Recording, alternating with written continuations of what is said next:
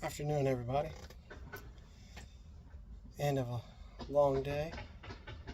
Very nice out here in Seattle. Ended up picking me up one of these. One of the good things about this is the CAO Flathead 660 box press. Appears to be somewhere between a Toro and a Robusto. I'm not sure about the size on this one. Looks like a good ring gauge, probably about 54 or so. Let's get her cut up and see what she's like.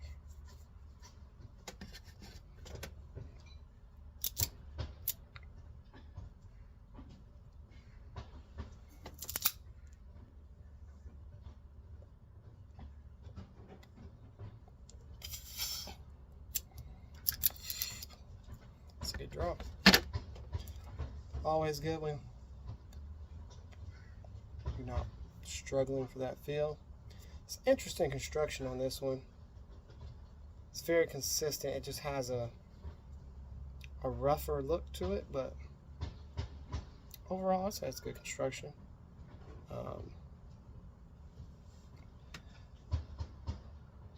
Yeah, just a long day and just want to relax. Just want to kick it, and I think this will be it.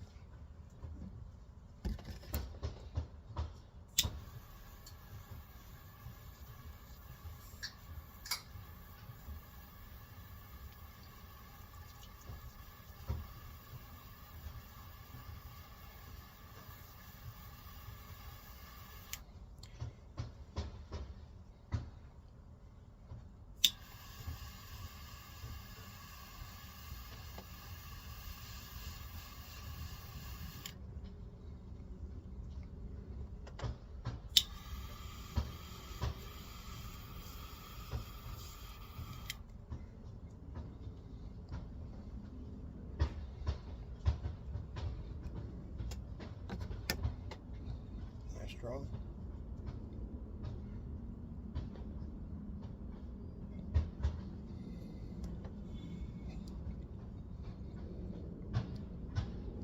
Clean smoke. Not getting any flavors to speak of. It's just a good clean draw.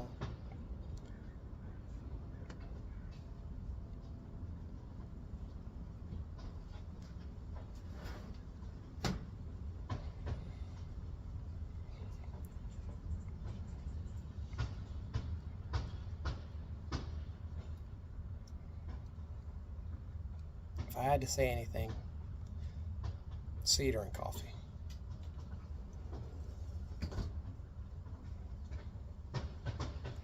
There's a couple of notes that I may. I just maybe the smell. Maybe there's just fresh wood out there.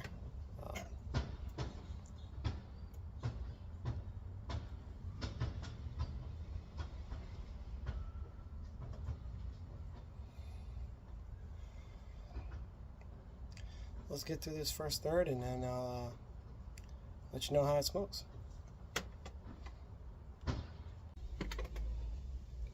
Went to the first third.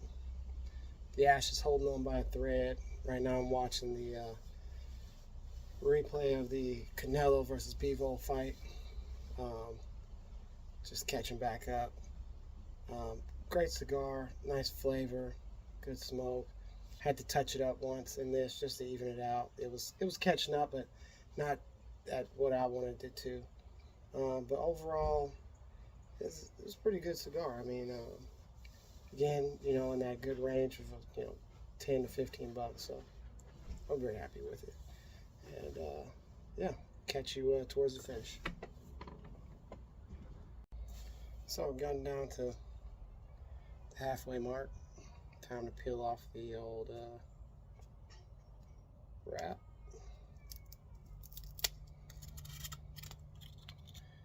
And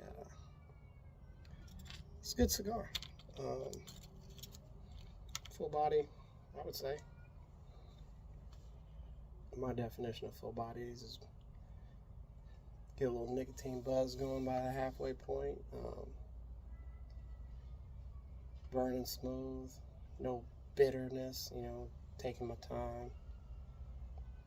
You know, you can't rush a cigar. You gotta, whatever happens, something interrupts it or something happens, you know, even though you may have set out some time, just go with the flow. And sipping on some sweet tea.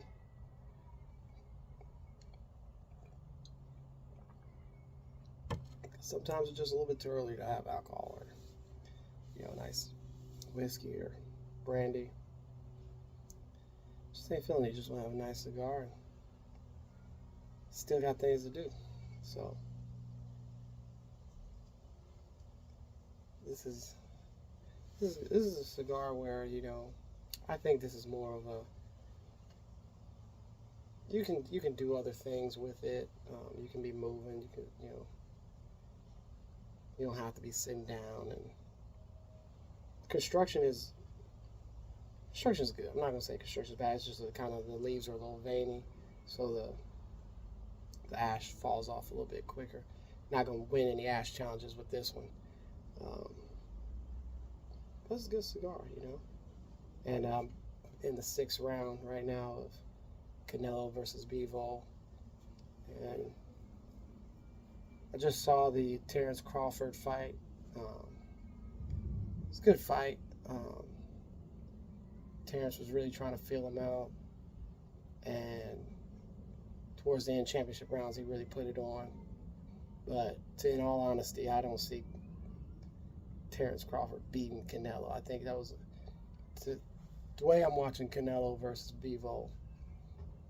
That's a lot of power. That's a big guy for Terrence to try and fight. And I also understand why Canelo is ducking. He's definitely ducking Benavidez because they want to make those fights, and he's just not going with it. He wants to 200 million, these crazy numbers, and he wants to beat Mayweather's money numbers. You know, the older you get, you know, you lose a fight, next fight, your numbers are way less. The payouts are way less. So I can see why he doesn't want to, from a business standpoint. But as a fighter, I'm a little disappointed in how his fan base treats him with the people that he's picking right now.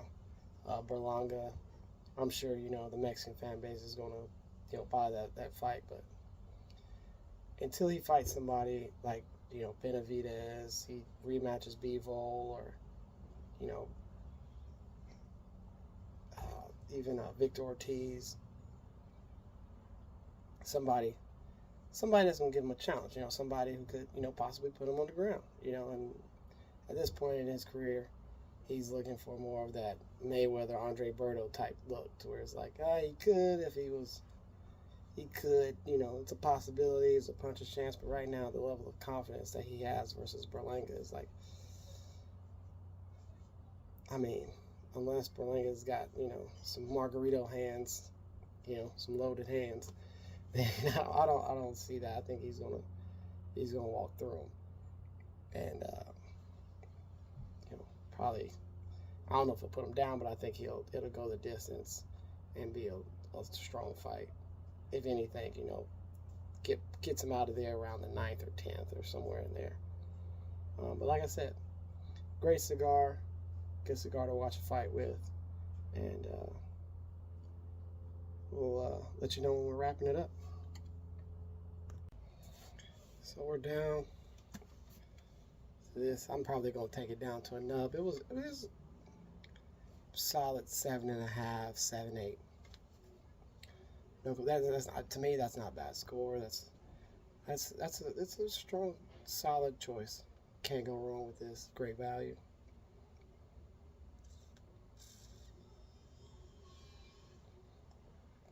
I mean, it's just good. You know, it's like Bivol in the ring right now. You know, consistent. You know, sticking to the game plan of just putting together a good cigar.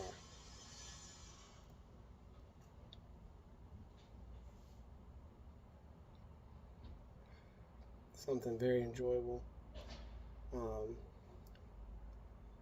something to have a beer with, you know.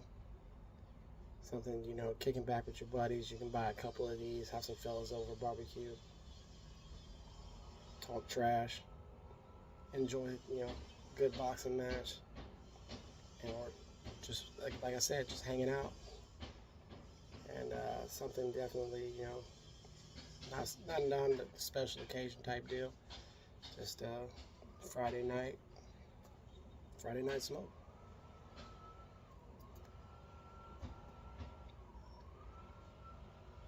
So this is me signing off. I'm gonna finish this out, and I'm gonna get whipping up on some mahi mahi fish tacos for the fam, and we'll have a good meal after this. So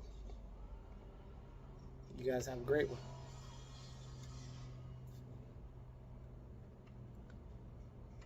And again, this was the CAO Flathead 660.